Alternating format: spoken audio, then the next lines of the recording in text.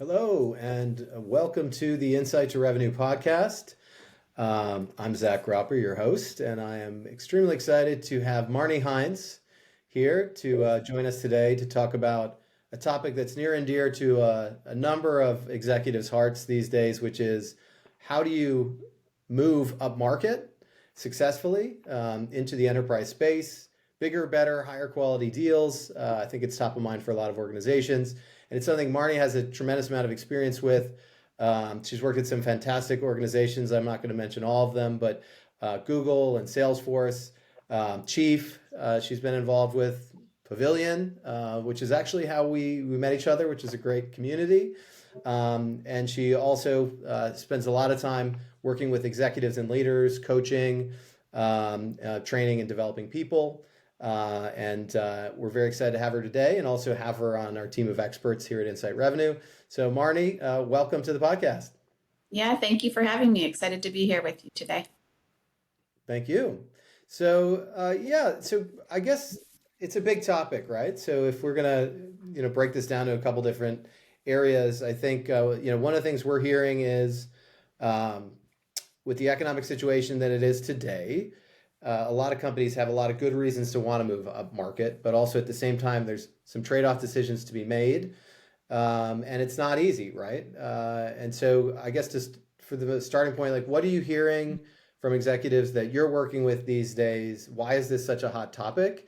And if you're thinking about it as a business, and you've got to execute a play or evaluate whether you should do this or not, like, what are the first things that come to mind for you as kind of the key markers of why and even if you should implement a strategy like this? Yeah, so I'll cover a couple items. One would be simply that what I've noticed is people are interested in, obviously during like this past year plus, during the kind of economic downturn, especially in the tech space, creative ways to bring in revenue in areas where maybe that wasn't a consideration before. So with the landscape being what it is, more with smaller companies, VC funding drying up or not being as available for smaller companies, there's this interest in, hey, maybe going up market into the enterprise space is a reasonable alternative to grow revenue and to kind of evaluate what my options might be from a revenue standpoint. What I would say is there's considerations for going up market. It's not necessarily a bad idea, but there's also a timing consideration. So one would be, is the product that you have today something that's designed for the enterprise space and would meet the needs of the enterprise space? Was it originally designed for more of like a small business type environment where you would need to make adjustments to allow that product to actually be a fit for the enterprise space? So there's a product market fit consideration. There's also a consideration around the go-to-market motion for selling into the enterprise space. A fair number of companies maybe I've seen this in a couple places where, there's an organizational structure that's very well suited for the transactional sales sort of motion. And then we want to go up market. And do you have the right team in place? Do you have the right structure? Do you have even some of the back office sort of considerations? So you're going to be dealing with probably longer deal negotiations. Do you have the right commercial legal team in place? Do you have the support structure that's required after the deal is done from a customer success standpoint to meet the needs of that customer so that you don't have a retention problem after you close that big deal? And then you also need sellers that understand that space and are thinking more strategically and are able to kind of carry the weight of those longer deal cycles too, because it's going to look quite differently and the skill set's just fundamentally going to be different as well. So you have to be ready to kind of grow and expand potentially above and beyond where you are today, even when you have product market fit. Yeah. And that's a lot of different things to consider. A lot of our audience, I think, ranges from, founders and CEOs to, heads of sales, leaders in the commercial organization, and then on down to the field. If we think about probably the majority being in the commercial leadership roles, CEO comes to you and says, this is something we want to do. Where do you start if you're a VP of sales or VP of marketing to say, hey, we're going to, start to lay the groundwork, But do you want to run tests in advance? Is there data that you specifically want to gather? Do you want to slow things down? What are the general things that you think you start out with as an executive when you hear that from your CEO? Yeah, I mean, I would say start with basic fundamentals that you would do anyways, a bit of like market research of, what's the addressable market that you're talking about, going out and actually speaking to potentially enterprise companies to see if there is a fit. And then once you've kind of evaluated and assessed where you're at today relative to what the needs are of that prospective buyer population in the enterprise space, where are the gaps? And what's it going to take from an investment standpoint to kind of bridge those gaps. Also, you want to think of the buyer journey as well from the perspective of the enterprise buyer. And that could look different, like I mentioned before, from the commercial enterprise space. So once you've determined that, there's the potential there for going up market, looking at how, like pausing for a moment to say, how does this look different, and kind of structuring yourself for that. I would say also, you know, experimenting even with a couple of, enterprise customers to get the feedback. Sometimes analysis paralysis can kick in, and there's nothing better than actually getting real-time feedback from customers or prospects to see what's working, what's not, and then adjusting in an iterative capacity as well. Yeah, and that's a real. I think one of the dicier things is the product market fit issue, and something I've seen a lot of founders struggle with, and the idea that we've got a couple really good customers that just happen to be large enterprise type customers. We'd like to get more like them, but at the end of the day, it may be completely anomalous. It may be relationships that you had. It may be just they're early adopters, but there's not a lot of other people like them in the market. And so rushing ahead, something I've seen quite a bit is rushing ahead into that space, even getting to know what different capabilities, services you might need to be able to handle those kinds of customers is a pretty scary thing to wrestle with, because there's all that promise, but if the product roadmap doesn't actually fit with the product they need, and I'm sure most, especially scaling SaaS companies, don't have or want to take a lot of time to delay, rushing in to try to get some of those larger deals. But looking at what's in control, maybe from a VP of sales perspective, as an example. So you talk about the different kind of skill sets that are required, the different kind of motion. Obviously, even the different sales cycle times, right? They could be dramatically different. So how do you think about goaling the first, if we're talking about a first push into those kind of major accounts or strat accounts, how do you get to a point where you can think about goaling that organization as you staff it out and budget for it? Do you not goal it at all? I mean, what are just initial tips and advice for someone who's trying to actually match up the budgets and goals that they either should be getting or taking ownership or even suggesting, to the C-suite? Yeah.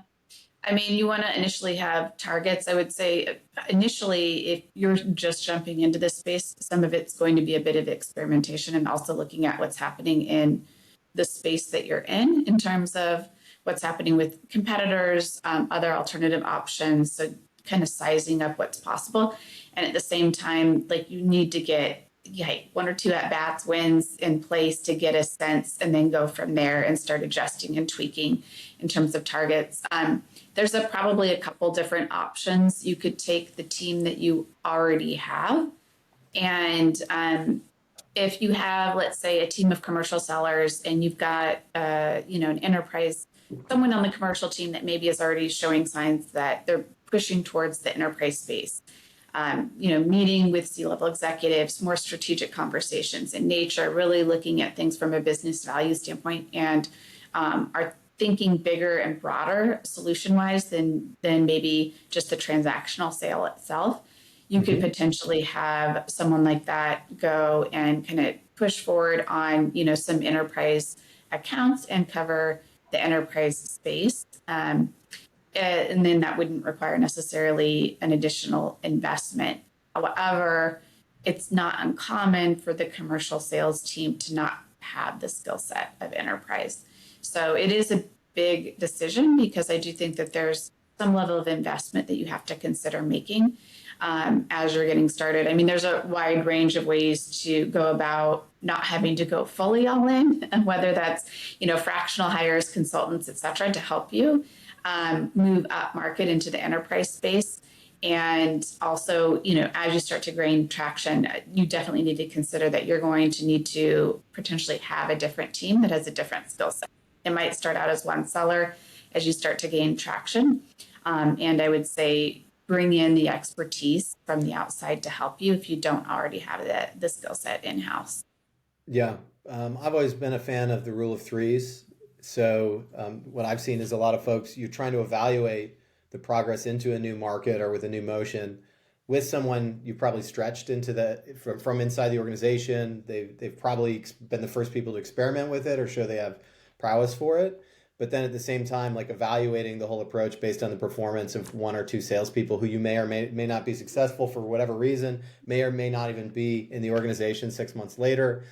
If you have three, chances are you'll have a little bit bigger end size to figure out Yes. what's nature, what's nurture, what's the human element versus the strategy, things like that.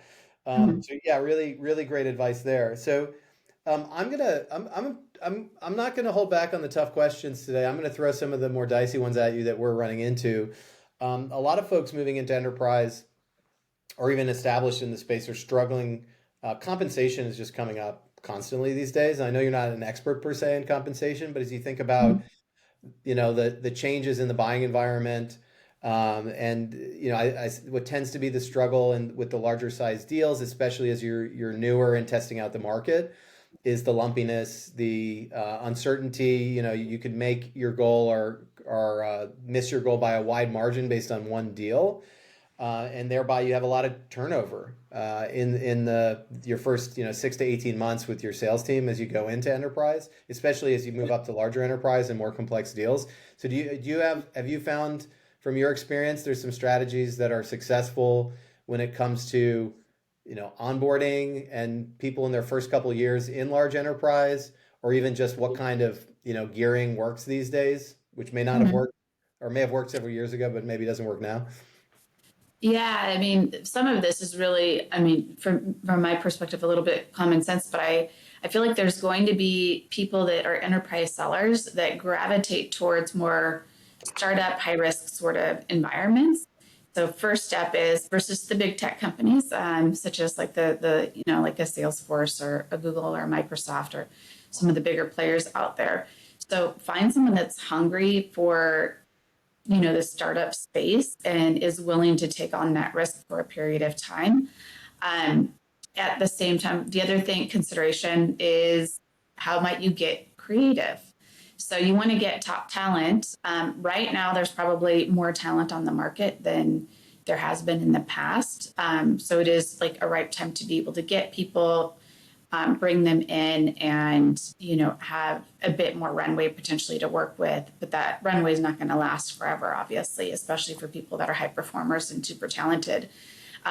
So when it comes to compensation, there's creative ways to kind of make it appealing for both parties without like having the risk borne too much by either party. So whether that's a longer ramp period or some sort of like higher base initially that you're going to offer people as you're scaling into the enterprise space, and then over time you start to balance it out to what's a more typical kind of ratio for commission compared to base. But there are creative ways in which you can make it appealing from a compensation standpoint that are more on the creative side as you're moving into that space. You can attract the top performers. And ideally, you've got great product market fit and the market's doing well. And so all of that takes care of itself. And sometimes we're not as fortunate. So, Yeah, and I'm sure that's the scenario everyone listening will have, or is having. In the case that this is an established enterprise team, I think even in that case, there's a ton of changes happening in the buying process in general. We're seeing hearing this quite a lot. So when you think about, I know you've been in commercial and moved to enterprise when you were at Salesforce, if I'm not mistaken. And you've seen, so having experience in both, there's some pretty key differences. So just focusing on more complex deals right now, what are the newer things that you see emerging in that buying process or the customer behaviors, especially with the economy where it is right now? What do you think are the sort of major challenges companies should be ready to face these days? Yeah, I would say, over the past year or so, the hesitancy to basically spend money and make a purchase decision on something that isn't absolutely necessary or business critical. So one of the things is, yeah, just a lack of desire to kind of jump in and take a chance on something. So that's one thing, just risk aversion of jumping in and trying something new. I feel like I've also noticed that um, companies are starting to evaluate, like, especially if we're talking, I'm going to use this as an example, the technology stack that's used within like a sales organization potentially, or sales and marketing. And, over the course of time, there's so many tools that are available out there. And there was a period of time where you could kind of buy whatever you want and there weren't a lot of restrictions. And so you're now ending up with companies having, a ton of different technology solutions as well as other types of solutions.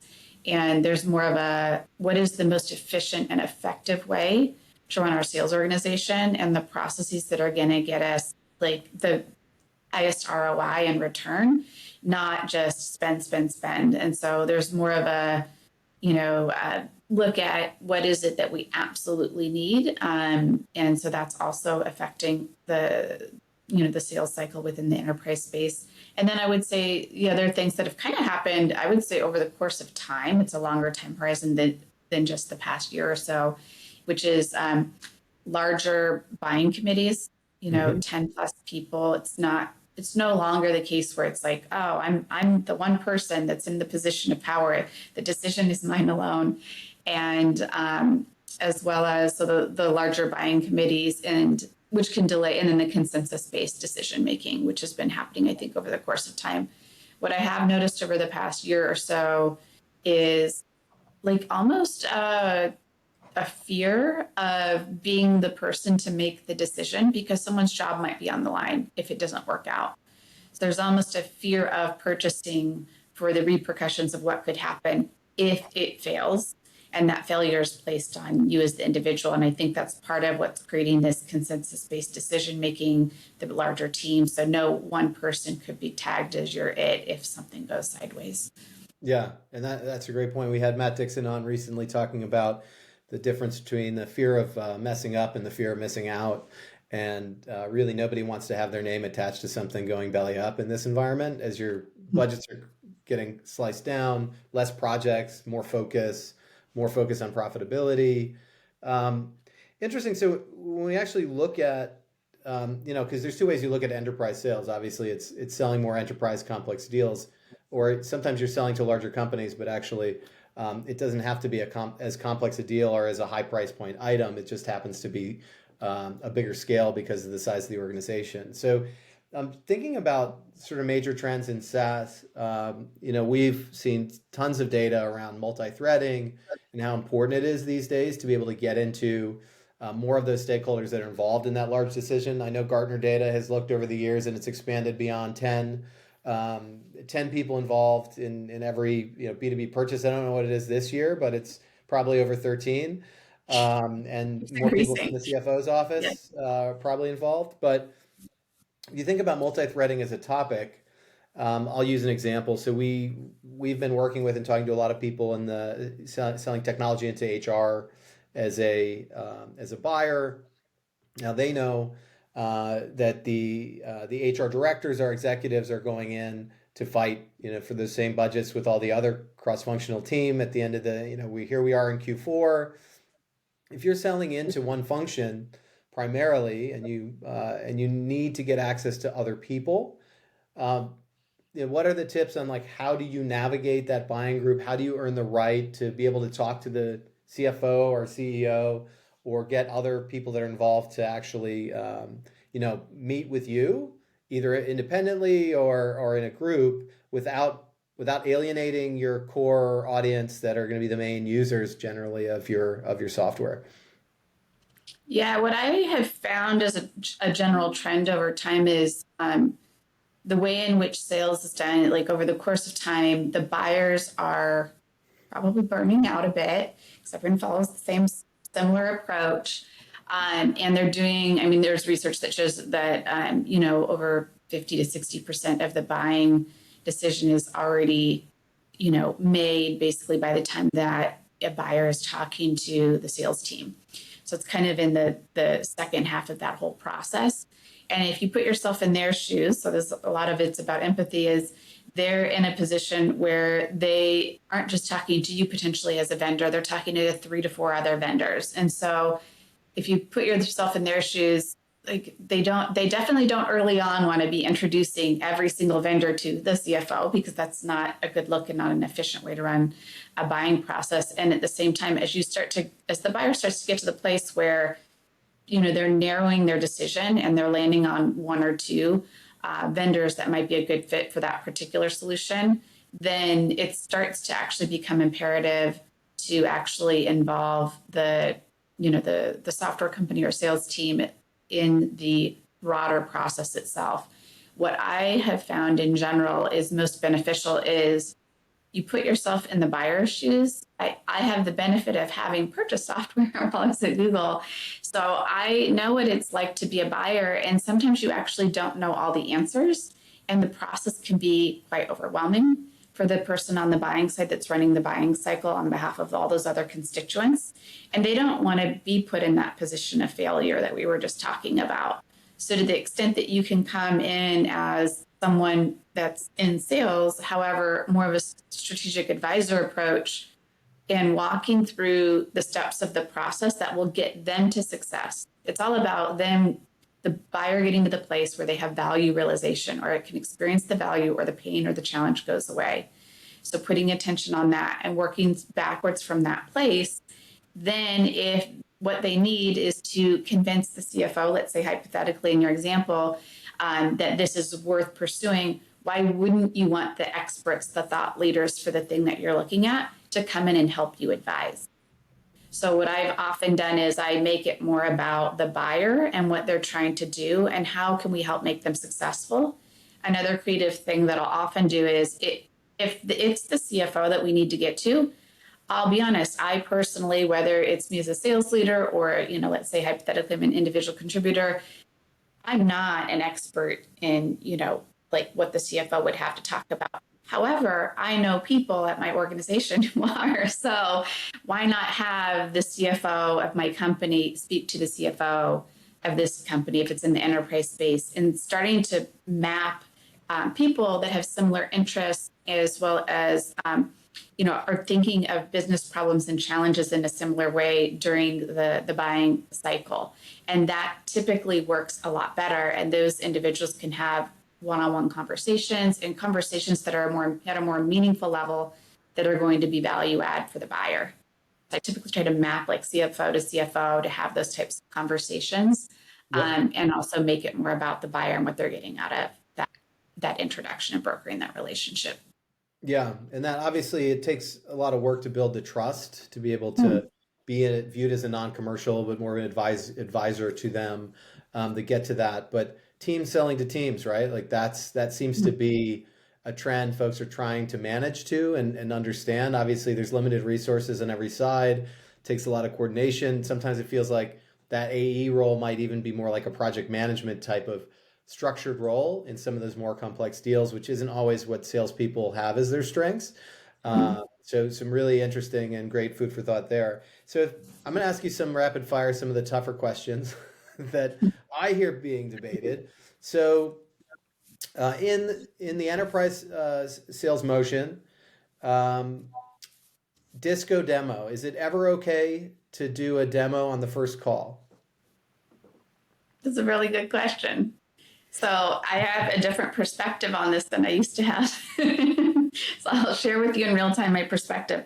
In general, I would say it's not a good idea to do a demo on the first call. I started out as a solution engineer when I was at Salesforce. So what you just described used to be like nails on the chalkboard for me, being the sales engineer coming in and being asked to do a demo when you don't understand what the needs are. At the same time, things have changed over the course of time. So when you look at things from the perspective of the customer has already, or buyer has already done, let's say over 50% of the research on you as a company by the time that you're talking to them. And there's a good chance that that's the case. So I would generally, that first call is going to be, at least the world that I come from, there's some pre-event that happened.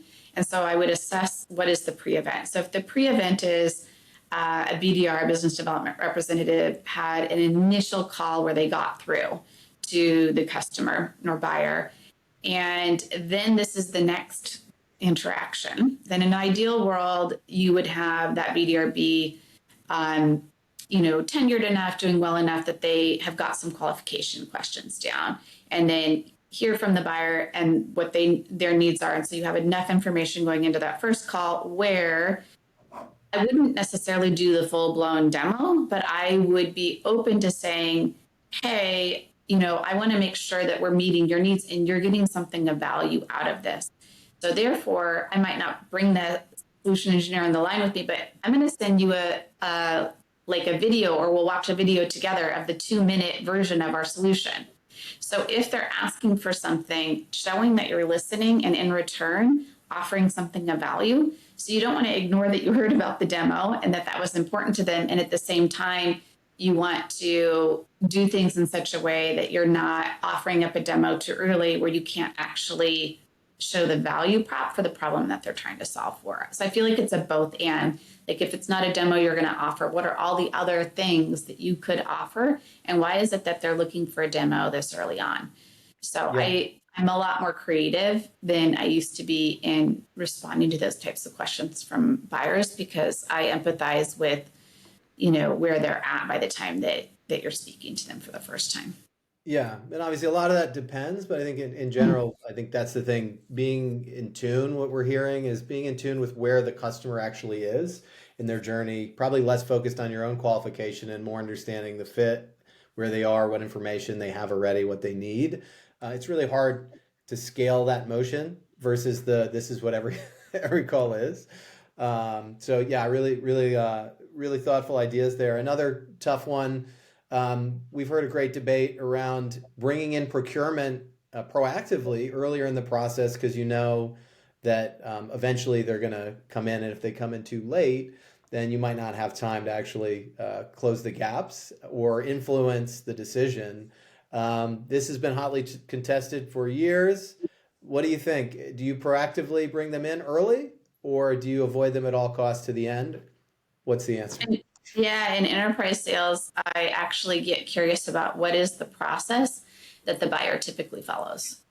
So it could be that one buyer is like they have procurement run the process, and it's almost an indicator if they typically run the process for large enterprise transactions, but they're just absent now.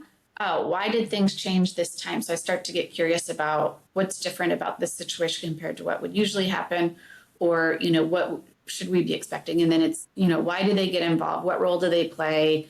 What kind of questions are they going to ask? So I basically feel like I'm running shotgun alongside the person I'm on the phone with, and to try to understand what role procurement typically plays in their organization. And I definitely would not bring procurement in early if it's a situation where they don't typically get involved. So that could be one, just in general, they don't typically get involved for whatever reason. There could be another scenario where I've sold to many different buyer personas. So marketing, sales, customer service, operations, IT organization. So sometimes it's the case that, let's say for marketing, that the procurement is not as involved as it is with maybe other buyer persona groups, because of the nature of what marketing needs and is trying to do. And they let them kind of run point for a lot more and or further into the process before they get involved. So in some situation like that, I'm not going to proactively bring in a procurement party or constituent when it just doesn't seem to make sense for the nature of the transaction at that particular company. So I just try to pay a lot of attention to how do things work there, and let's follow kind of the natural cadence that makes sense. especially if procurement will be involved at some point in time. You also don't want to wait till the last minute.